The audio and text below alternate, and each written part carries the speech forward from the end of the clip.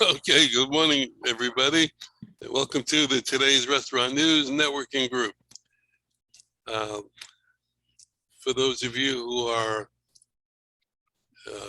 in and out of the group here, I just wanted to reintroduce Joe Cregan, who is our POS credit card processing member. Joe's been with us since we were meeting in person prior to COVID, and he's an excellent networker. So Joe, why don't you just give us your 1 minute intro so that people who have not met you before.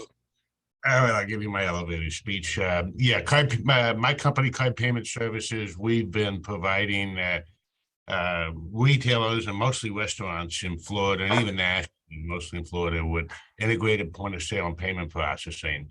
I've been down here since '89. I'm originally from Philadelphia.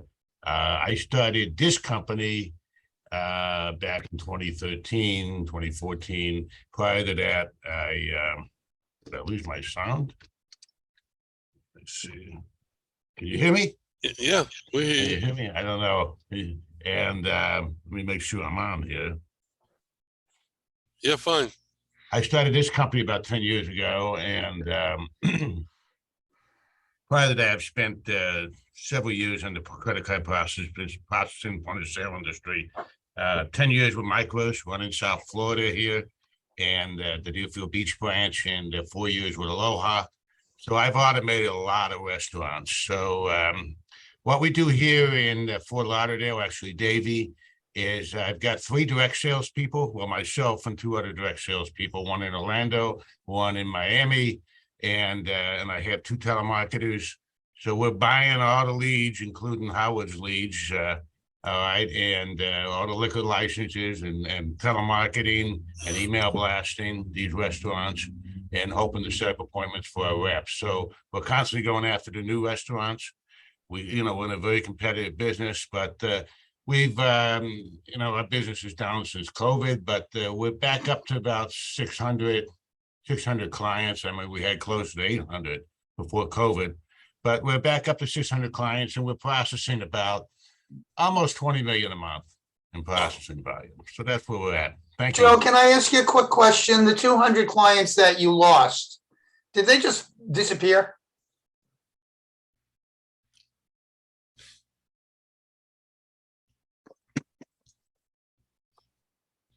You there, Joe? There you go. Oh, I'm sorry. I spent the whole 15 minutes. Nobody heard me, huh? Yeah, we heard you. We heard you. Okay. Joe, the 200 clients that you lost, did they all go out of business or? Yeah, 90% went out of business. I mean, they were not all restaurants. I can tell you, Florida kept me in business. In California, which was my second biggest state after Florida, practically all California is gone. Every nail salon, hair salon in California that I had on the books went out of business. Florida was maybe 50% of my volume. Now it's about 70% of my volume. So thank God for DeSantis. I don't want to get political, but he kept me in business. And, basically. So we're trying to focus locally here, focus on Florida. We had a lot of outside independent contractors selling for us, and a lot of them dropped off. So not only did we lose clients, but a lot of our 1099 agents just disappeared. So we're focusing more on whether they're not working anymore, or they do other things or whatever.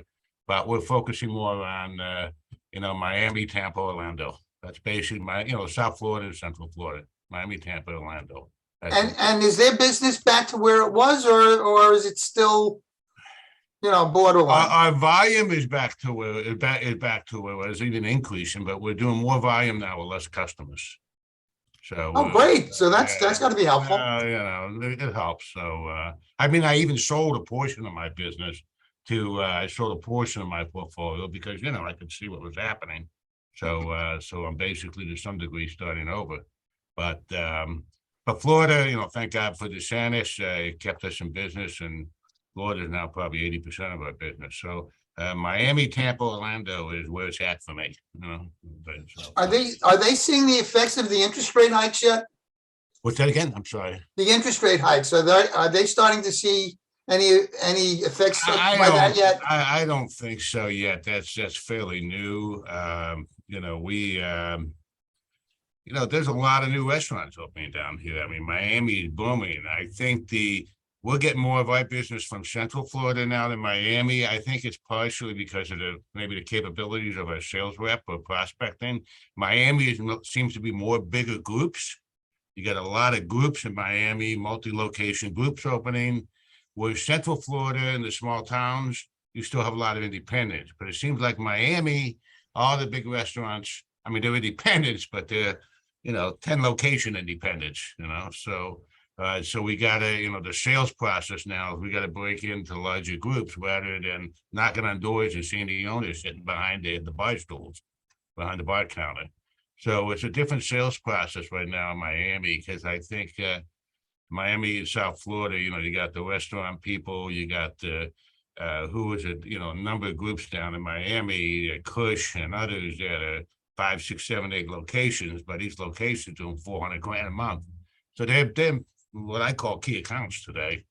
Where, Right. And they don't answer the phone for a telemarketer. And in Orlando and like Winter Haven, Lakeland, outside of Orlando and in Tampa, they answer the phone for telemarketers in the smaller towns. So that's the big shift we're seeing right now. Nobody's calling. Yeah, exactly. They're glad anybody's calling. Right, exactly. Hey, Joe, what do you see a lot of differences, or I don't know how you handle this, but the restaurants that are charging a surcharge for the processing fee? I haven't seen that much in Florida. I've tried to market it because we make a lot of money when they do that. Yeah. Because we just increase our rates to match what the restaurant's charging. So we make a lot of money, and it's a good deal for the restaurants. We're trying to push that. We don't see the big guys doing it yet. I mean, I was in Nashville for a trade show, and every freaking restaurant and Music Row, whatever it was charging a surcharge there. But I haven't seen it much in Florida yet. We have other businesses doing it. Probably 30% of my new accounts are being surcharged, but they're not all restaurants. They're small ones. I wish they were. I think they will. I mean, obviously in Miami, everybody's charging 18% out of gratuity. So some of them are charging these other fees, water fees, excise, whatever, uniform fees, I don't know, whatever, but right, but not so much in the large places, not so much down here in South Florida yet. I hope to change that, because well, I think Florida is a different animal. I think, because we have a lot of people on fixed income. If they see that there's an extra charge on the bill, they get a little pissed, and they threaten not to come back. And so the owners are a little hesitant to do that. Even, if it's for 50, 60 cents, they'll we're change also restaurants. a tourist state, nobody comes back until next year. And a lot of us, so you can charge whatever you want. Right, and they used to it anyway, they're tourists. Yeah, in the tourist industry. I mean, you go up and you ever go to, it's been years ago since I've been to New Orleans, but you walk up and down Bourbon Street, all the shops back then never took credit cards, but they all had ATMs in the stores, charging you $5 to get cash. Yeah. So it's the same thing. Right. And so I think it's going to happen. I think you're going to see surcharging or cash discount, as we call it, becoming mainstream very soon. But restaurants is one. I mean, even car dealers are starting to do it. We're doing a lot of auto repair shops with it, but it's great. I mean, it's it's great for them and it's great for us. That's been happening in New York for at least 35, 40 years. Everything I ever sold in New York, everybody said, "How much is your price?" And I tell them 150 plus tax. He says, "How much if I give you cash?" Exactly. Yeah, I mean, that's what it is. It's just like the gas station. You're going to have a cash price and a credit card price, and the credit card price is going to be higher. And that's the way Visa is trying to go through it. They're trying to eliminate surcharging, but they're trying to force everybody to do two different prices, like the gas station display on the point of sale, a cash price and a credit card price. So I think that's eventually how it's going to go. I don't know how they're going to put out a check, a cash price and a credit card price, but I think eventually that's what you'll see. Hey, Joe, when I worked when I worked for Lowe's, they would, management would always say, push to Lowe's card, because there wasn't a service fee.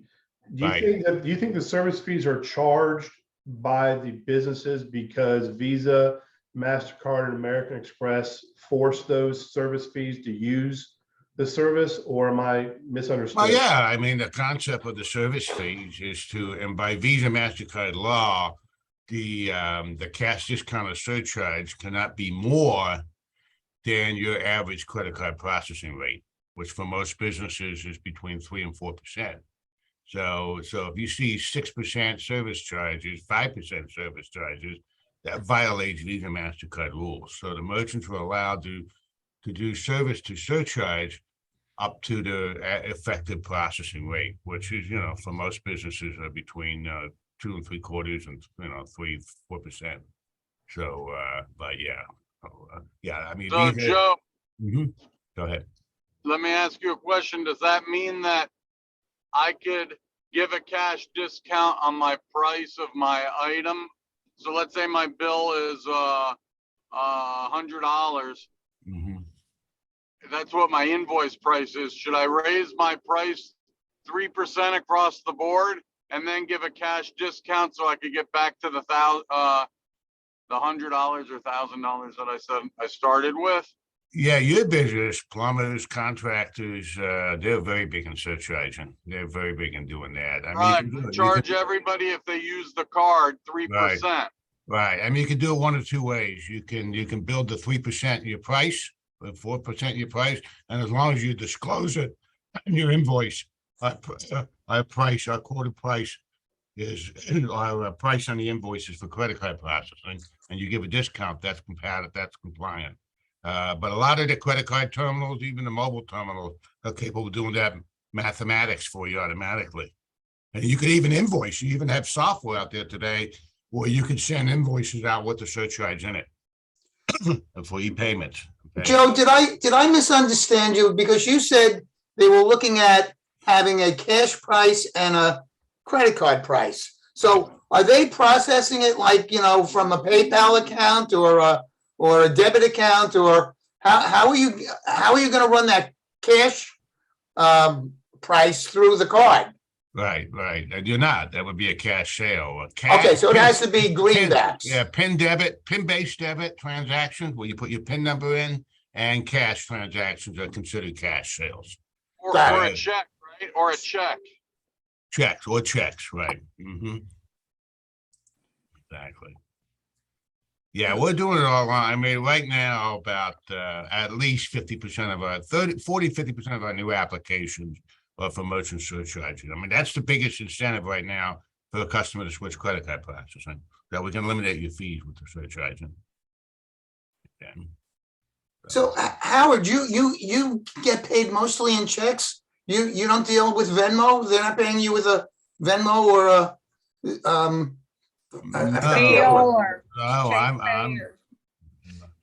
No, all my business is plastic. I mean, I do. No, I know that with you, Joe, but I was asking Howard. Oh, Howard. Yeah. I'm sorry. So my business, this Howard, right? The gasket doctor, Howard? Yes. Okay, so my business, they pay me with a check, or they pay me online with QuickBooks where there's no percentage if they pay through an ACH. Right.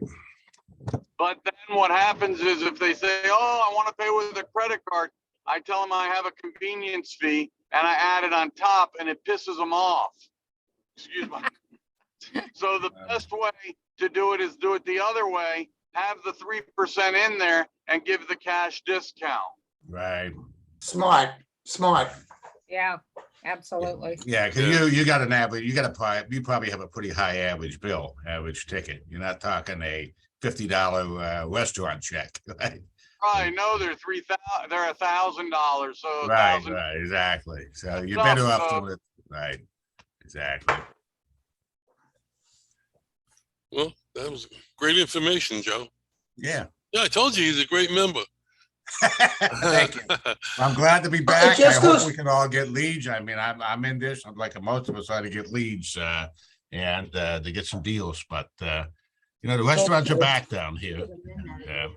Howard, I was just gonna say, it goes to the wealth and the depth of information in the industry that's available through the group. Absolutely. Yeah. Absolutely. There's probably nothing that one of us hasn't seen over the years. Hey, guys, I got to go. Brian, you want to just do a quick intro for yourself? Because I want to make sure that Sure. you get Real out quick, on I'm YouTube. Brian with Rogue Financial Group. We're a company. You're on mute. You're on mute, Brian. Sorry about that. Sorry about that. Brian with Rogue Financial Group. We've been around for about 15 years, providing commercial equipment financing to all industries, which is pertaining to all different types of equipment, from hospitality to non-hospitality. And that's what I do. And also up here in Ohio, it's over $5 in gas. So, Welcome to the United States. oh yeah. Hey guys, y'all have a great one. Yeah. Good luck, Brian. Okay. See you soon, Brian. Bye-bye. Hey, I'll call you, good I'll luck, call be you next well. week, Ed. What? Hey, Rick, I'm gonna call you next week about, I really need to talk to you about my insurance. Oscar. Okay, It's I not- won't be available after Thursday because I'll be traveling to Austin for a week. So Okay. reach me before Friday. Okay. Okay. All right, guys, have a good one. Bye, you too. Bye-bye. Be Good well. luck. I want to continue our intros because we're doing this and putting it on YouTube. So I want to make sure that we all get a chance to promote each other. So Rick, why don't you start us off? Rick. I'm here. Yeah. Good to be back, guys. It's been a very busy past 3 weeks, obviously. Rick Israel with South Florida Affiliated Health Insurers. We're doing a lot of changes as far as name of the company is going. My sister has decided to move on to other stuff, but mainly what we do is we guide individuals through health insurance plans. We also, our main niche is Medicare and prescription drug plans. Starting on Monday, my nose will be in the books. We have the federal government requires Medicare insurance advisors to certify with the federal government so we can continue to sell or at least advise on plans. We're required to make a 90 or better. We have 3 tries to take it. If we don't pass after 3 tries, we have to take a whole year off. And then once we pass that, then each carrier that we represent, we have to go through their certification. So I've got 8 certifications to do between June 20th and August 1st. Yay me. So we've been preparing for that. Preparing to travel, I am part of an organization called the National Association of Health Underwriters. We have our national convention in Austin, Texas. So Terry, Howard, anybody got suggestions? Some good barbecue restaurants? I heard there's some good barbecue restaurants in Austin, Texas. Oh, yeah. Franklin's. So Franklin's, I think, is the famous one. Yeah. what's that? What's that, Joe? Franklin's, I think, is the famous one. Okay. Franklin's. All right. So we'll be going out there. I am been tapped to take a leadership course. I've been asked to hold a couple of positions for the organization here in North Alabama that I'm excited about. So I've got to go through a lot of mentoring and leadership classes. So it's going to be a interesting trip. And of course, I'll be down in August for our Florida State Convention. They're going to be doing a tribute to my dad. So I've bought stock in Kleenex and Puffs. I guess from there on, I'm going to be back in November. I would like to offer my services to my Florida friends. Obviously, my consultation fee is free. I'm licensed in the state of Florida, and I'm appointed by all the carriers down there to assist. So if anybody does need some assistance as we get closer to annual enrollment, Terry and Howard, I will be more than happy to assist in your needs. And obviously, best referral for me would be in the regular health insurance world would be restaurant managers, restaurant owners. Obviously, I can do individual, and I can also do group health insurance plans where you have independent restaurants who need to provide health insurance. I know that was one of Chris's biggest issues last month, was got tired of working with companies that just don't want to offer those benefits to their employees. And that's been a big thing up here also. And a lot of industry up here they're reviewing their benefit plans because they're beginning to realize they can't keep employees without benefits. And health insurance is one of the big ones. Especially, a lot of independent companies don't want to do the insurance because of the overhead cost. But they don't realize that they don't offer it, they can get in trouble by the federal government. So there's quite a bit there. So that's great referral. And on the Medicare side, anybody who is getting ready to retire, or anybody know Edward Jones Financial Advisors, put me in touch. I'll be more than happy to assist their clients because obviously when they retire, money's going there and they need help with their Medicare. So I'm off my soapbox now. It's great to be back, and that's me. Thank you. We've been Right. clients of the Israel family for quite a long time, and Rick, if you ask him to do something, he dives in head first to do it for you. So, thank you, Rick. Okay, Bruce. Oh, good morning, everyone. My name is Bruce Silver, and the name of my company is Employers RX, and we specialize in HR outsourcing companies and employee leasing companies for basically any industry and any size employer. However, normally I talk about what we can do for the employer, which is providing them with payroll services and human resource consulting and employee benefits and workers' compensation and retirement plans and compliance and safety and risk management. However, I just want to talk about what I personally bring to the table, because I try and work with every employee for every one of my clients. And one of my clients is a fairly good-sized company with 20 employees in Boynton Beach, Florida, and they happen to sell a robotic coffee machine. And they recently put on a new salesperson in Connecticut, and I have them with a company called Frank Crum, and Frank Crum provides about Frank Crum. 50 different employee benefit programs for their employees. Now, this particular client is really only paying $300 a month for health insurance. However, if you take out a high deductible health plan, he will contribute $200, up to $200. He will match it to any employee that puts money in their health savings account. So I just want to explain how this can benefit not only the employer, but the employee. We have an individual here who's going to make $150,000 a year. That's what his salary is. Excuse me. He's in Connecticut.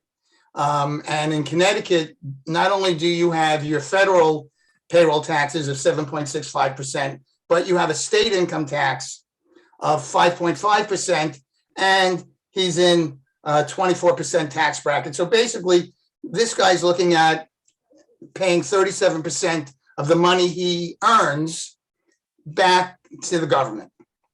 Oh, So Tea Party.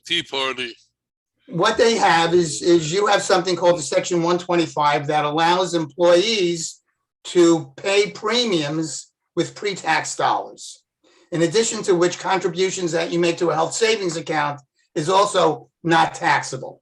So we have the employer that's paying $300 a month for the premium. And in this case, because he's with Frank Crum and he's with a large group, we have him going with a $5,000 deductible, high deductible health plan. And his remaining premium is only $1,100 a month for the rest of his family. I'm sorry, is $1,100 total.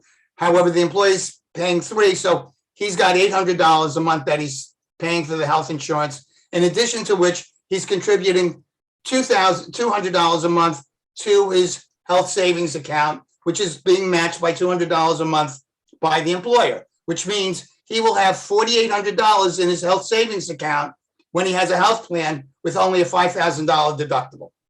So you guys do the math, all right? In addition to which, he's taken out a very rich dental plan that he's going to pay $70 a month for.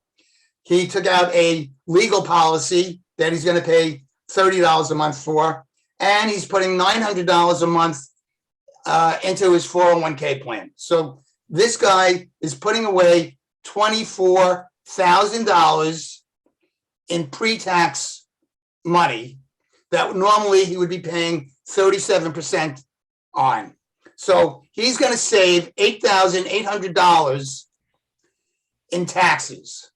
In addition to which, he's going to have $4,800 in a health savings account that continues to grow year after year. So any expenses that he has on the health plan side, he's going to be able to get the money from his health savings account. And the beauty with the health savings account is that the money that you put in there, you pay no taxes on.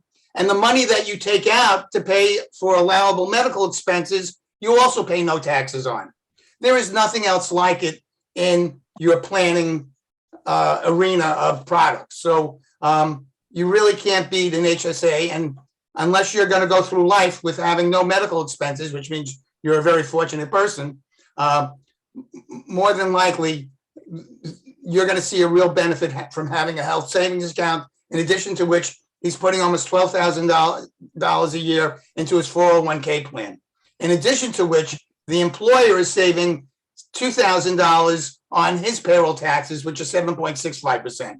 So we're looking at a savings of about $11,000 altogether, just from him providing dental coverage for him and his family, health insurance, contributing to a 401k, having a legal plan, and I believe he's also going to get pet insurance, which I think is another $35 a month. So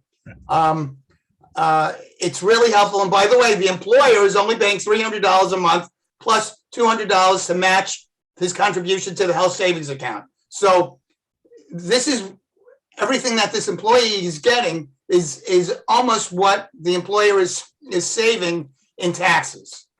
So people may be under the impression that providing a good benefits program to the employees is going to cost them a lot of money, but if it's structured properly, it doesn't have to.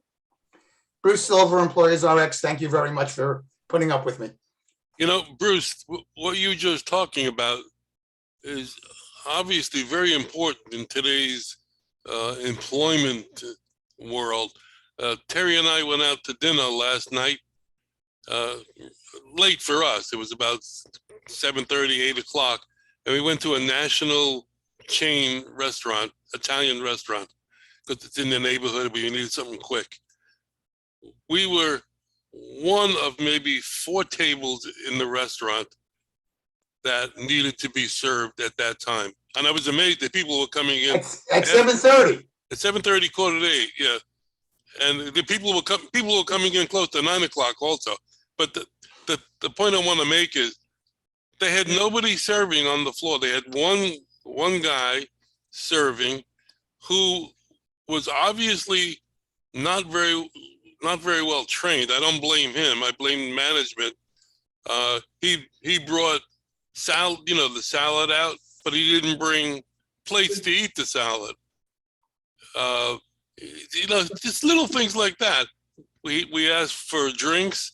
The drinks didn't come till we were ready to leave almost. So So my point to how I connected to you, Bruce, is that the restaurateurs need to attract better quality and employees. And the only way they're going to be able to do that now is to offer them a package. And I know that Chris is involved in this. So, you know, do you have a program that restaurants can offer low cost, you know, for those hourly employees? Well, That's a long way to get to the answer, but the truth of the matter is, in this particular case, they're working with a company called Frank Crum, who typically is going to save them about 25% on their workers' compensation. They're going to save them on handling all of the payroll, and they could actually tie in their POS system, if they're taking attendance through that, into the HRS platform, the Human Resource Information Platform. And the employees literally, they get an app where they can go online, sign up for the benefits that they want. Everything is paperless, so it reduces mistakes made transmitting forms back and forth. It is available to the employees 24/7 whenever they want it. We have clients that are utilizing the HRIS platform to communicate with their employees, to do the scheduling for them, where the employees can literally go online and pick which shift they're interested in, and they can communicate when it's available. So there are companies out there that have hundreds of thousands of employees, called professional employer organizations, who focus on the restaurant industry and have technology available that is not usually available to the small restaurateur. The big chains, they're working with companies that are providing this for them. But again, we can plug in through an API into any of their platforms and make it seamless to the restaurateur. And whenever they have an issue, if there's a fight, if there's a slip and fall, if somebody burnt themselves, if there's a workers' comp claim, they're there to help them alleviate the pain of dealing with insurance carriers, because these companies truly have skin in the game. When a restaurant puts in a workers' comp claim for an employee, it is going against the workers' compensation policy that PEO or employee leasing company has. So they're the ones that are on the hook for the claim. They're the ones that are making sure that it's a righteous claim and that the employees get the care that they need quickly and get them back at work as quickly as they can, so they're not paying somebody to sit home.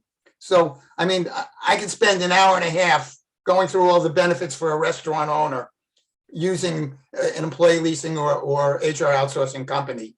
But the truth of the matter is, most of the better companies have 40, 50 employee benefit plans that are available, from Disney dollars to movie to tickets and cruises and pet insurance and legal insurance. And I think I mentioned last week, my son-in-law is working for a company called Nike. I think you might have heard of them. And they have a store where they're selling sneakers and they're selling T-shirts and shorts and sporting equipment. And quite frankly, it's a lot of fun to work there. And if you work 20 hours or more for Nike, they have 50 different benefits that is available to them. And I don't see how you can compete with a Nike today looking for employees when you're not offering anything. So, you know, you have to make yourself an employer that people want to work for. And if you don't have a good benefits program, you're not going to be able to compete for the quality employee that you're looking for. You know, you might get some schlub off the street that doesn't really care, but if you want a responsible individual who has a family and wants to make sure that his family is well protected, they're going to need benefits. Perfect segue into Chris. Caught you with a bottle in your mouth, as usual. Look, buddy. Is that you, Julie? Never mind. Yeah. How do you Benefits, go ahead. I don't want to get political. You're the one right on the front lines of this, so Oh, yeah, I mean, I'm in the process of more than likely turning down some business. A guy I met with here in Vidalia, and he's got a restaurant here in Vidalia and two others in a couple other small towns around here. Now get this, no benefits. Wants the person to work 6 days a week. And the pay is crap. And you'd like to have all the business you can handle, but I would spend my time going out and getting better business. And so he hadn't gotten back. He came by actually to my house here in Vidalia, which is fine. I told him, this is not a branch. This is the world headquarters. So he should be honored.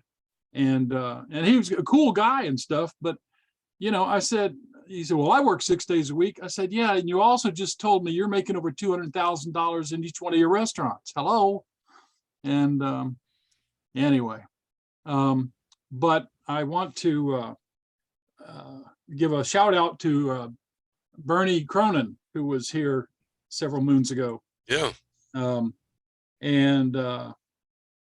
Remember Bernie told us that something that he was trying to get a hold of somebody, and he finally said, look, I can talk to God every morning. I can't understand why I cannot talk to you.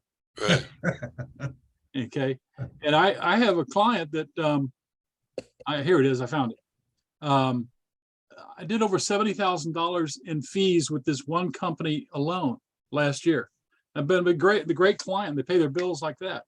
So anyway, I was having a double of time getting a hold of the CEO, who I've always done the contracts with. And a week had gone by and I felt like a stalker. And so finally I thought, no more text messages, no more emails. And he's not returning calls. So I just said, good afternoon, Eddie. Every morning I talk to God. My hope is that I can also talk to you. All the best, Chris Kaufman. And he writes back. 2 minutes later, he writes back, good afternoon, Chris. That would mean that you are talking to one and the same person. Oh, wow. I wouldn't get in a car with him. I'll tell you that. I wouldn't get in a car with him. So I wrote back, now I understand why everybody in your headquarters genuflex when I tell them I have an appointment with you. The next time you walk on water, I'm calling Ripley's, believe it or not. As well as Restaurant News. If you're not available this afternoon, I'll call you tomorrow morning at 7:30. He says, I'm out all week. I'll be back on Monday. And he always told me Mondays are a terrible day to try to get a hold of him. So I wrote back, knowing that your Mondays are akin to that hit from the 80s, Manic Monday by the Bangles, may I call you Tuesday morning around 8 a.m. And he does a thumbs up. So. Oh, cool. Good job, Chris. Bernie would be smiling ear to ear right now if he heard that story. I'm going to make sure he hears it. Yeah. So when I talk with him on Tuesday morning and he says, I was just kidding about that God stuff, I'll say, well, I kind of think it's probably accurate because your employees tell me that to get a raise around your place, they have to kiss more than just your ring.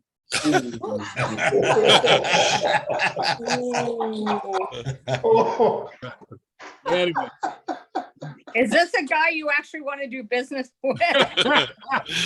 We'll find out. Holy cow. Yeah, well, anyway, kids, benefits. And if they don't have them, it's really crap. I do want to talk with you, Bruce. I'll give you a call. What's a good time to call you and just talk? Chris, I'll take your call anytime. Okay, good. I have the number right here. So, anyway, the employee landscape actually had a restaurant owner tell me yesterday he heard on the news that there may be wage deflation if there's a recession and more people looking for work because there's a recession. I said, that is the first I've heard of a wage deflation because I said the pickings are slim as they are. And I said, let's just take it as it comes and play the best hand we can. So he agreed. So anyway, Chris, I have to be honest with you. If costs are going up all around you, how anybody could promote a concept like that is beyond me. yeah. Well, I guess this guy was watching MSNBC too much. So I don't know. Well, Probably right. well, Chris, our current administration said that there's not going to be a recession because our economy is the strongest out of the whole entire world. What should have current absolutely no problems. administration? Do we have one? Yeah, well, we'll see about that. Oh, and Bruce, by the way, Frank Crum has written many articles in our newspaper. So you can also, if you'd like, invite him to write another. Their PR people send them to me, and I haven't put one in a long time. Self-promotion and stuff, but- If you want to see it, they're in the archives on our website. Yeah, yeah. Sure, I'll do a Yeah. search. There's Hey, several of them. Howard, can I want to tell something that Bruce had brought up. HSAs are great. Don't get me wrong. They're tax-free. You can pay all your bills. But just remember that if you know of anybody that's contributing right now to an HSA and they are considering Medicare, once they enroll in Medicare, they will no longer be allowed to contribute to their HSA. Yeah, and we should change that as well. It's what happens is the IRS looks at an HSA as a medical insurance, which it is. And the government will not allow you to have two insurance plans medical wise. So Right, but you can still use it to pay your expenses. yes, you can use it to pay your expenses and it's still, the expenses can still be tax-free. Right, you just can't continue to contribute to it. Correct. Yes. I just want to make sure that if you know of anybody that is getting ready to go on Medicare who is contributing to an HSA, once you take Part A and or A and B, your HSA contributions are required to stop. But it's Well, I hope they change that in the future. It just so happens I have a high deductible Medicare supplement. Mhm. And I would like to at least see that if you take out a high deductible Medicare supplement, you can continue to contribute. Well, I mentioned that I'm part of that organization called National Association of Health Underwriters. That is something that they are trying to push through. They're trying to push that through because it's your money. And the thing is when you retire, you can take that money out and you can do whatever you want with it because it's tax-free money. As long as it's medical. If you use it for anything other than medical. Well, that's not true. You can buy long-term care with it. Right, but if you go out and use that money to buy a trip to go to Europe, then it's taxable because it's not medical. Well, you know what? If it's for medical international travel, I think you can get away with that. I'm sure Chris Kaufman would find a way. Medical international. If you go for a procedure in another country like Israel, who's got a far advanced medical system, you might be able to get away with that. Anyway, let's go to ice cream. I think it's a lot more fun. Yeah. How about you, Ed? Okay, good. Ed Gurton with Seacoast Sales out of Orange Park, Florida. We do frozen dessert equipment, batch freezers, display cases, soft serve machines, slushy machines, hot chocolate machines, which is not dessert. But a minute about soft serve machines. The Carpigiani 920, which is out now, can do 964 ounce servings per hour, which means you're getting a cone about every 2 seconds out of that machine. Wow. Wow. And that I'm eating half of those. And that compares to the machines that we have in McDonald's, which do 475 4-ounce cones per hour. So it's a massive upgrade in technology. And it's much simpler to clean than the other ones that has heat treat in it. So you can go every 42 days without having to clean the machines, as opposed to now where you have to do it every 2 days, or every 3 days. And some of the people we've talked to internally, they're projecting it saves them approximately $4,000 a year in labor cost and material that they have to throw away per year, per machine, which is a huge savings. So anyway, that's the way that it's going right now. And to Bruce, to answer your question about interest rates, I am seeing some pullback in people trying to do something 3 or 4 months from now because of the interest rate hikes and what they expect is coming down the pike. They're backing away. And I think it's only going to get worse. Oh, absolutely. But that's what they're trying to do. They're doing a good job. But we'll see what happens. The only thing I'm looking at is my experience in recession times. People sometimes go out on their own to try to do things like a restaurant or an ice cream store. So there's still going to be some people, entrepreneurs, that are going to go that way, I think. But some of the businesses that are medium, maybe 25, 30 people, I think they're going to get hammered real fast with the recession. And I think we're already in, by the way. Of course we are. There are always people who take any economic condition and turn it around and make a fortune. Yes. It's just a question of, can you pivot quick enough and smart enough? That's the whole key. And if you rely on history, sometimes by making your choices that way, it doesn't work. So you've got to see what the future brings and try to pivot to what the future you think is going to bring. Sometimes it's right, sometimes it's wrong. Right. But I think most of the time it's right, it's not wrong. With all these restaurants that are going out of business, people who are looking to go into business are getting a windfall. You take a, I'm just going to make this up totally, but let's say a national chain is looking to expand for whatever reason now. And all these restaurants that are going out, there are kitchens that are sitting there with all the equipment in it that the landlord is stuck with, or that the restaurant who went out is trying to get rid of. An installed hood, that's a fortune. They go in and they get a place partially set up. They saved a ton of money on building the restaurant. So people who are like, who mentioned Kush, he's got Kush Hospitality, yeah. He's got 7 or 8 restaurants. Yeah. And if he's looking to get 2 or 3 more and somebody goes out of business in Miami, he runs over there, takes a look at it and says, oh, great. They've got the 6-burner range. They got the griddle, the hood's installed, the fryers are there. Go. It's a home run for him. So it's a question of where you are in the cycle.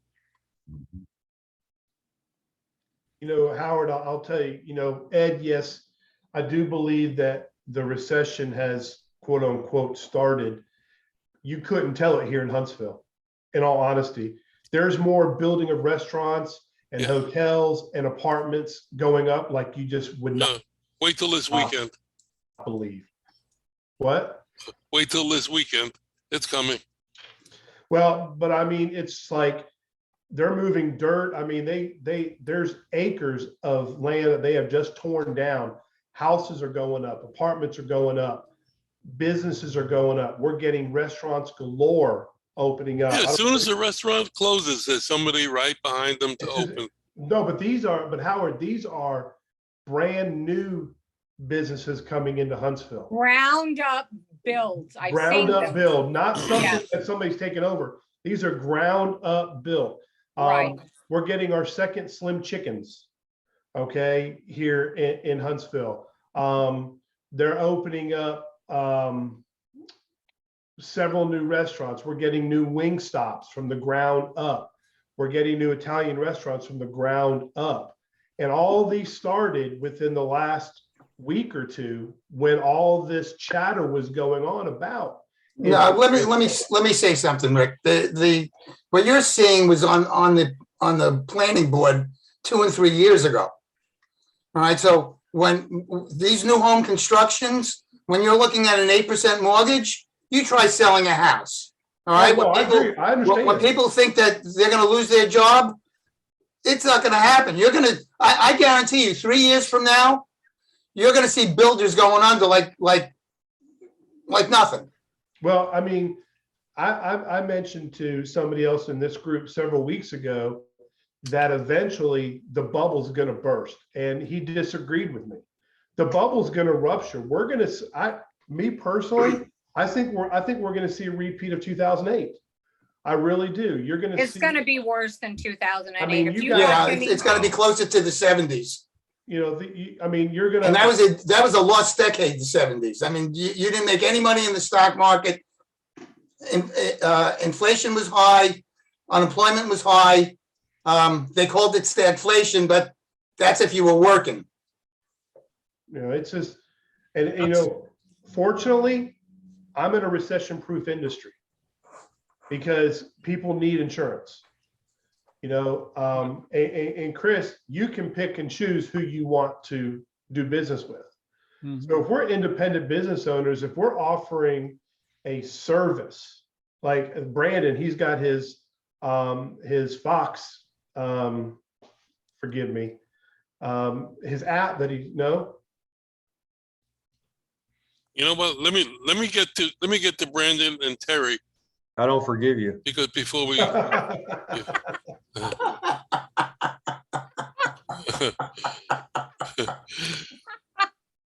Oh, my God.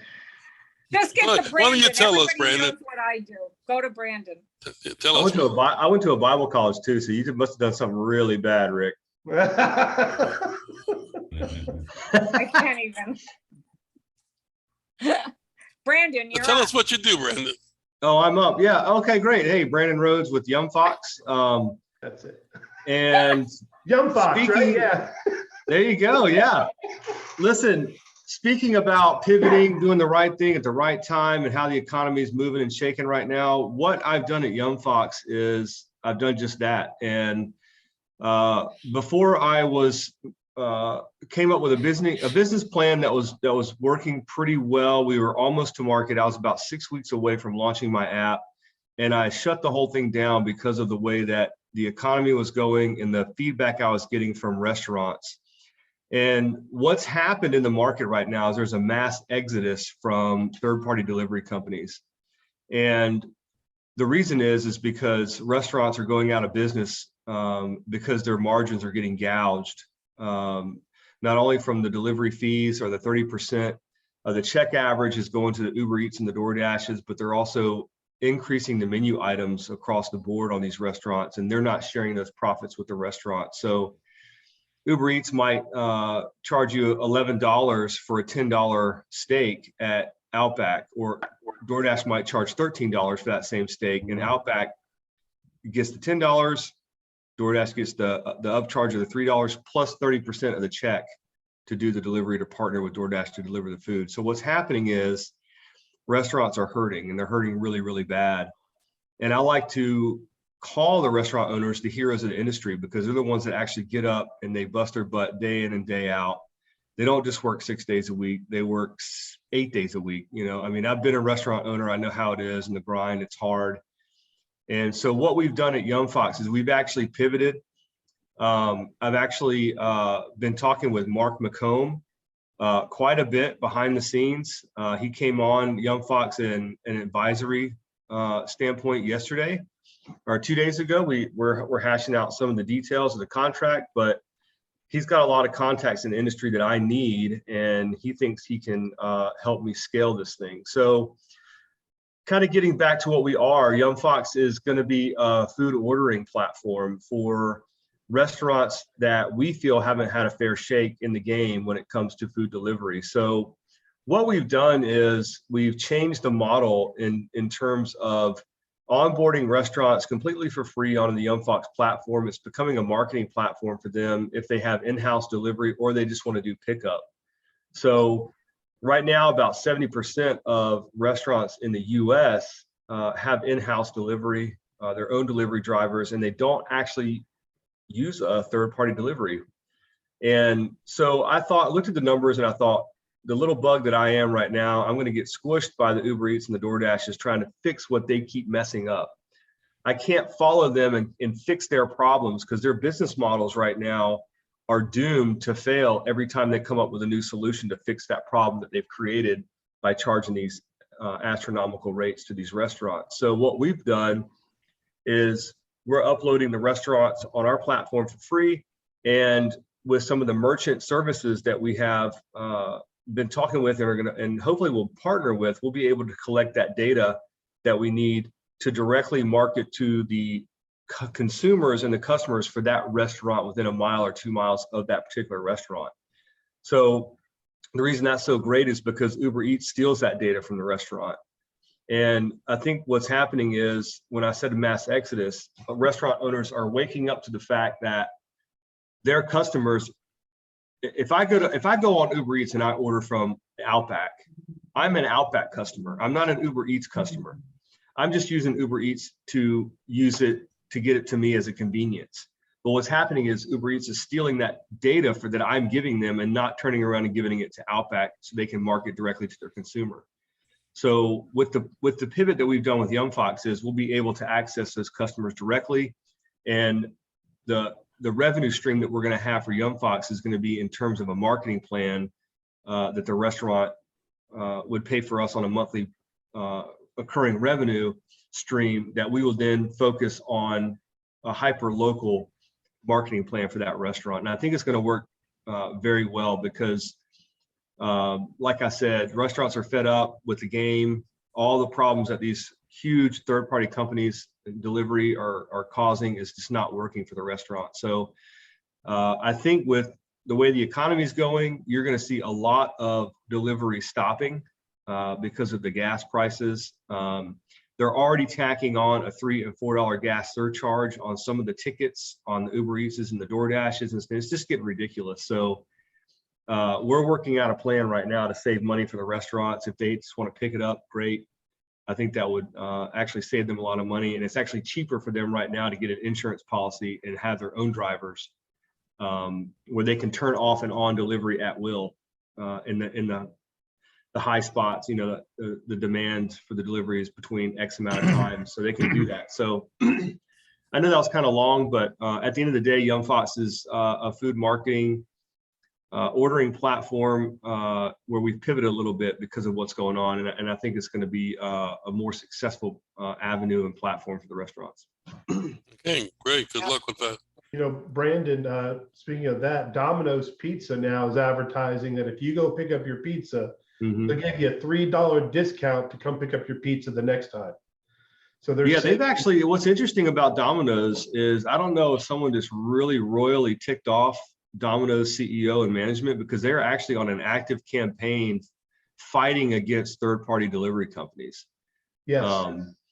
And I mean, I can kind of see why they would, because they want their delivery drivers they hire to make money and not get taken, you know, by an Uber driver or whatever. But actually, it actually helps us because they actually, I think, spent X amount of dollars giving away other restaurant coupons. If you bought a Domino's pizza, you would get a coupon for a restaurant within that same block or that same strip mall or whatever it was. So they're actually on a campaign fighting against it as well. And I think they see what's happening. That's why. Hey, Brandon, are you going to be offering like DoorDash has, DoorDash Drive with your platform, or a restaurant that is using your platform for ordering can outsource you for delivery too? Well, right now, I'm not going to get into the delivery game myself because I've always viewed Young Fox as a marketing outlet. Okay. That's kind of my background is kind of marketing. So if the opportunity presents itself, I think after some things start to turn around and I can offer a package, maybe with a third party company that's local, I might do that. I don't think I don't think I'm going to get in the game of actually having drivers at Young Fox that can then go out and pick up the food. Okay. I think that might cost them too much. Brandon, I have a relationship with a company in Miami, and they focus on gig workers. And these workers are on their payroll. They provide them with the workers' comp. They provide them with the benefits. Of course, the employer ends up, the restaurant will pay for the cost for the employee and for the benefit structure. Also includes the workers' compensation, and I believe they have a package to cover the liability for the drivers with the car. I have to get back on that, but literally they're on their payroll, and these gig drivers, they could be working for a Domino's and a Subway and a whomever, throughout the week, and they just pick, and they have this amazing app where they pick the times that they want to work, and it's a one sweet little package for gig workers.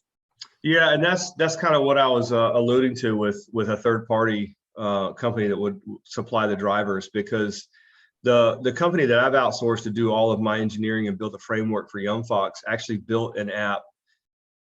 It could even be called Gig Hire. I think I forget the name of it, but they do that, and they supply workers that you throw them the order and they say yes or no, whatever it might be. It could be a handyman job, it could be food delivery, whatever it is, and they either say yes or no, and they just do it or they don't do it.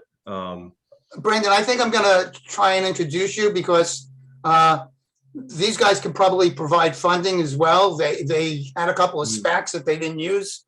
I don't know what they're doing with them right now, but it's an interesting group of guys. Both of them went to jail for stock manipulation, but clearly they know what they're doing. My kind of guy. I can learn how to make money a couple of ways. That'd be great. Yeah, that'd be perfect. All right, great. Terry, you want to do yours real quickly so we can move on? Move on. Do it. Everybody knows what I do. We're not New doing, openings. Joe Cregan gets them. Everybody in the next group gets them. but I now people have- watching don't know what you do. Excuse me. Terry with today's restaurant news. And we are doing leads reports. We're doing them a little bit differently now. We are going to start cutting off much of the bottoms of the older ones and adding a lot more on the top, doing a lot more research and a lot more new openings. We don't need all of the excess that we've had the months before. Everyone has those. So we are going to have a lot more brand new leads, where it was 40 to 60. We're trying to up that to 80 a month now. So today's restaurant news, leads report, have a happy 4th. There's no meeting on the 1st, on the Friday. I'm sure Howard was going to mention that, but just on the slim chance he forgot, because he has a lot he's got going on. There will be no meeting on the 1st of July, which is a Friday. Are we meeting next week? Yes. Yeah. Yeah, Okay. I just Okay. wanted to make sure that's a little bit of a head up. One quick thing, I'll keep it under 30 seconds. To give a flashback to the 70s and President Reagan, but he said this when he was not yet president, so I'll make it for the modern day. A recession is when your neighbor loses his job. A depression is when you lose your job. I remember that. And a You recovery saw that is, last night on TV. and a recovery is when Joe Biden loses his job. I love it. Hey, I'm posting that. Okay. I love it. That was great, Chris. For those of you who are watching us on YouTube, I just want to mention to you that today's Restaurant News networking group, as you can see, is not a leads group. We are a networking group. We have so much experience among our members in this group, and can have a conversation for an hour and change and touch on so many different subjects. And we are able to help you with any questions you might have relating to the industry. So please watch us every week, subscribe to the page, give us a thumbs up. And I thank you all for coming, and thank you for watching. And we'll see you next week. Have a great weekend.